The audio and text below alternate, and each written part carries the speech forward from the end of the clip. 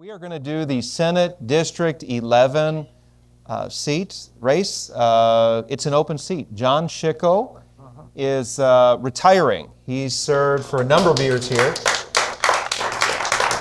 State Representative Steve Rawlings is looking to fill that seat. As I said, the other Republican, Dwayne Froelicher, was planning to attend. He agreed to attend until just recently. I believe he said he had a scheduling conflict. So you're going to have about a half hour, 25, 30 minutes, something like that. And we're going to talk about the issues. So have a seat. All right. So, Steve, you are similar to Marianne. In fact, you and Marianne are colleagues in the State House. Mm-hmm. Similar in the way that you challenged in long-time incumbent representatives. And you won, I think, surprised a lot of people. Nothing against you, but I think all that happened here surprised a lot of people where well-funded incumbents didn't get reelected. What led you to run for office in the first place? What led you to run then, and why are you running for the Senate? That's a two-part question. The time of COVID, where our freedoms and liberties were just washed away, and the Constitution wasn't paid any attention to, and we lost our rights, churches were closed. Massage parlors and strip joints and liquor stores were open, but they closed small businesses and closed churches. So I just felt like I needed to do something. I needed to get out there and make a difference. In Boone County, we've got a unique thing going on right now. We've got a real movement going on with constitutional conservatism. So I'm looking to be part, and this is a part of me running for Senate too, is to help to lead and help to build and help to grow the conservative movement. And we've got to define ourselves, we've got to stand up for ourselves, and we have to fight for what we believe in. And so right now we've got a significant movement going on. A lot of the people in Kentucky look to us. We have people that follow us from different counties. And we appreciate it. There's some elections coming up that are going to have consequences. And primaries are so important. That's when you choose your candidate, not the general election, but you have to do that during the primaries. Right. How would you define a true conservative? Because there is this intramural battle within the Republican Party. How do you define, what are some of the issues or hallmarks of a true conservative? In my case, it's biblical values, but also what people understand more is constitutional values. The foundation's been set. We've got the Declaration of Independence, the Constitution, the Bill of Rights. It's all there to build upon. And for some reason, we have lost that. If you're in Frankfort, you don't hear the Constitution mentioned. You rarely hear the Kentucky Constitution mentioned. So we've got it in place. We need to respect it. And so a big plank of mine is to restore constitutional principles in everything we do. Very good.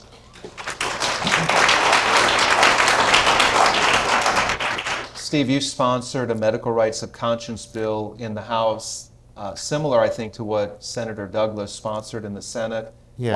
Why did you introduce that bill? Did you have constituents or people in your district, yes, doctors, healthcare professionals? Virtually all of my bills that I've done are constituent driven, and we the people. So I'm always looking to the people. Down in Frankfort, they have bills that are, focused on the road system and budget and those kind of things, but rarely do they let one of these bills go through. So I wanted to help medical providers to stick up for their ethics and their faith and their beliefs.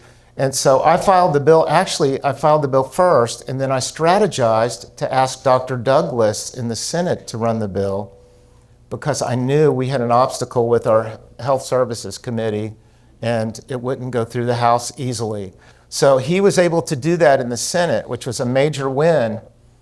But here again, it never seems to get across the finish line because there's always obstacles with the people in control, whoever's decision to stop it and block.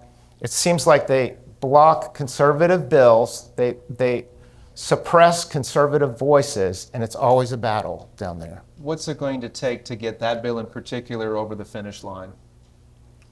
Well, there's a person in health services that has an opponent, If we win going back to the primaries, if we win some of these primaries, it could make a world of difference. So you're talking about the committee chairwoman in the House, the Health Services Committee chairwoman. Yes. Okay. Yeah. So if we could get around that and get a new person in there, then that would make a world of difference. Okay. Very good. I'm getting Cole has something. I've got to speak up. Okay. I've got to yell. Okay. Thank you, Cole. All right. Do you plan to introduce that bill, by the way, when you get back next session? Medical rights of conscience? Being in the Senate, if I am in the Senate, I would just collaborate with Dr. Douglas, and hopefully he will run it again.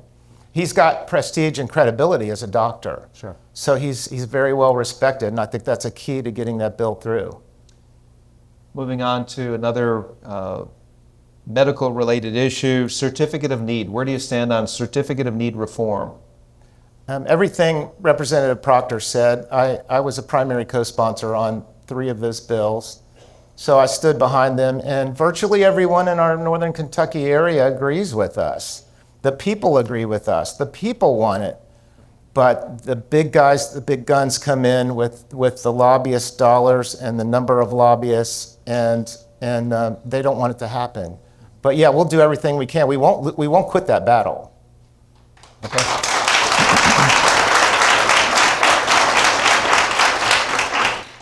Steve, where do you stand on school choice?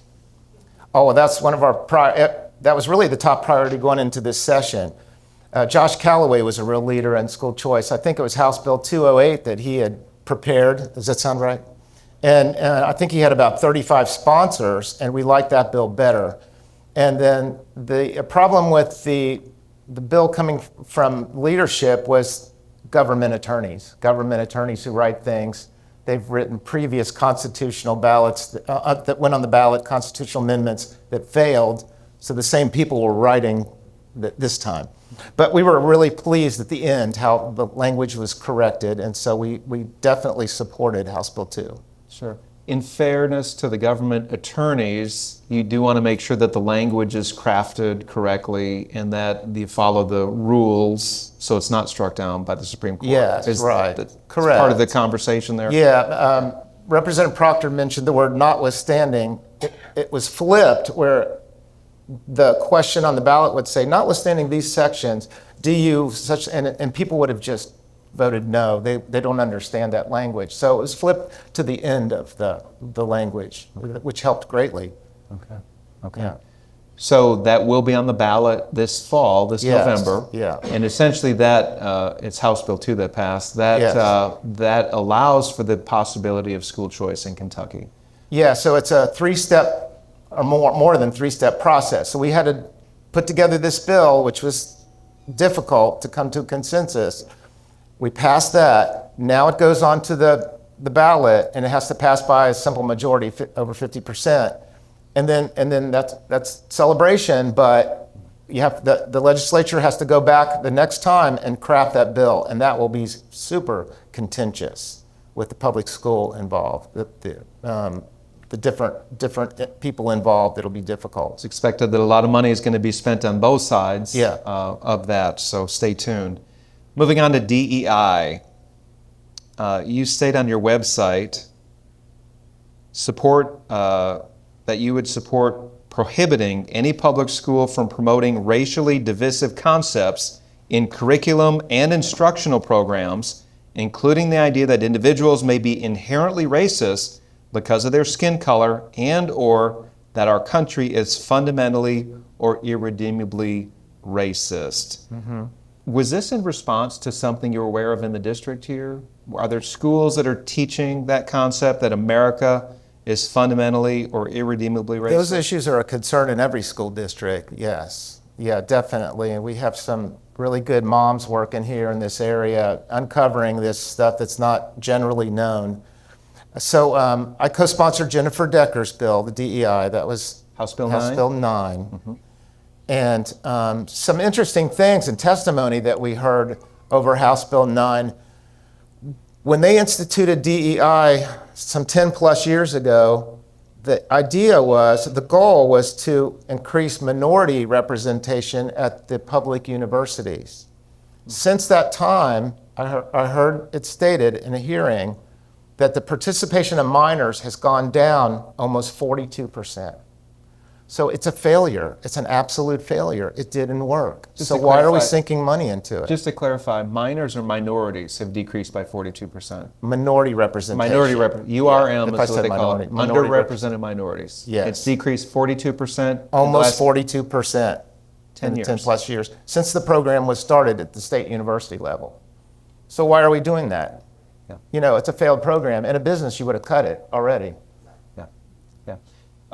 So that bill, Senate Bill 6 passed the Senate. I believe House Bill 9 passed the House, but there wasn't a compromise made. What are the chances? So there's no DEI pushback at our colleges and universities. What are the chances of that coming up next session? Is there a way to have the House and Senate compromise and come up with something? Not sure at this point. I haven't heard yet. Jennifer Decker put so much into it. I don't know if she's got the strength to fight this crowd again and go through all that. I hope so. There was a bill in the House, bill in the Senate. There was also a bill about the high school level, and that didn't go anywhere either. Yeah. So again, there's some powerful interests that fight against these things. They don't want us to clean this up and correct these things. Okay, very good. Moving on to another topic here, the right to life. You were endorsed by both Northern Kentucky Right to Life and the Kentucky Right to Life Action. What did it take to get their endorsements? Was it just filling out a survey, or did you have to go through an interview process? 100% on the survey, and then actively in the community, things that you've done and support pro-life causes. Like there's a CareNet banquet coming up, different things in the community where you're involved. And then my bills that I've introduced. Tell us about the pro-life bills that...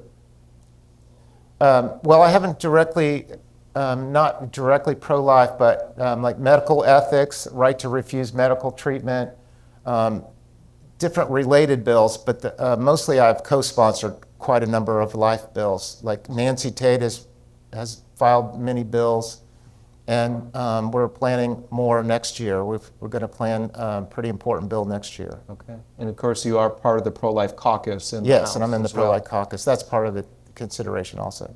How do you respond to, I'm thinking of that ad that ran during last governor's race of the young woman who was sexually assaulted when she was a minor. Mm-hmm. And she said that under Daniel Cameron, I don't have a right to abortion. How do you respond to the rape or the incest? We don't have an exception on the laws. How do you respond to that? I think people in our position, like Representative Proctor and Representative Maddox, so we just stay to our guns, stay to your guns. Why the pressure to compromise? Why would we compromise to other people? They will never be satisfied. They will want abortions to be available up until birth and after, like the California law and New York and New Jersey. And it's a never-ending battle. But I look to the same thing Representative Proctor said, that God made us, He knew us before we were formed in our mother's womb. He has a purpose and a plan for every human life.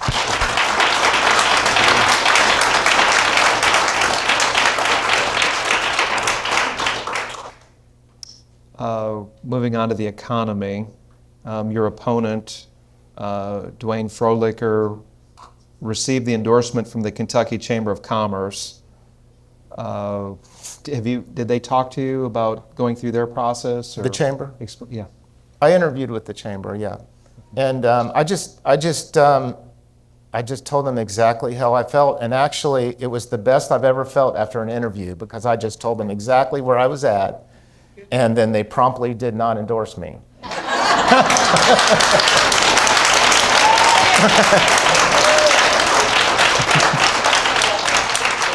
I did notice too, statewide, they have endorsed all the candidates that are running against the conservative candidates. They're consistently across the state. There's only a few names I saw on there of people that even could be considered conservative. They are absolutely to the left. Do you consider yourself a free market guy? Oh, absolutely. Yeah, capitalist. But free market, whether it be hospital systems with CON or whether it be the educational system. Yeah. I'll give an example on schools. Is locally here, the Ignite Institute. Are you familiar with that? I've heard of it. The Ignite Institute is a STEM program, and 1,000 parents wanted I was told, 1,000 parents wanted their child in the school, and they only accepted 300. So people want options. People want options, whether it's within the system or outside of the public school system. Yeah. Steve, tell us where you are on the Second Amendment. What was a lie? Accepted? Okay. Okay, 250. I was told that. Okay. So 250 instead of 300. I was told 300, so there you go.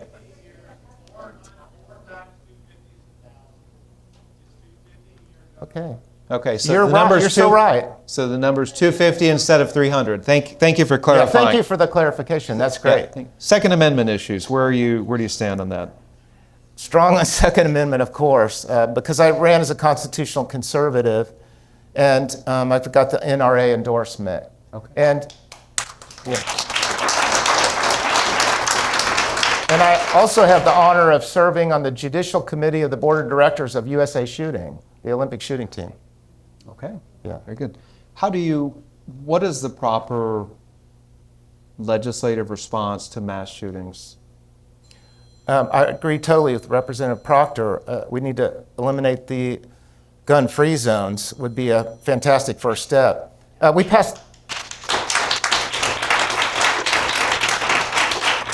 passed a bill this session for guardians, which I think is a really helpful thing that schools, if they so choose, they can bring in a guardian or have guardian part of their security. And this would be retired military and retired police. Yeah. Would you agree that there should be no gun-free zones? That'd be a way to address if people could go to school that are, of course, carrying, that are legally carrying? Yes. Well, years ago they had hunting clubs and people had guns in their lockers, so that's not the problem. Yeah. What is the problem? Let's talk about that. Oh, well, it's a multiplicity of things. Social ills, social issues, family breakdown, video games, FBI investigating people that they don't do anything about and let them continue to be out there. Okay. One question I didn't get to in the first forum with Representative Proctor was sports gambling expansion. That passed last session. Where do you stand on sports gambling? I'm just totally against gambling. I know that's a divided issue in our area. There are a lot of young people want the sports gambling, but no, I'm just a no on that. Okay, very good. Tax policy. Are you in favor of eliminating the state income tax? Yes, definitely. Yeah. There's never any good answer. In Tennessee, they've eliminated the state income tax, but if you talk to residents down there, they complain about all the other types of taxes they have to pay, all the local taxes, city taxes.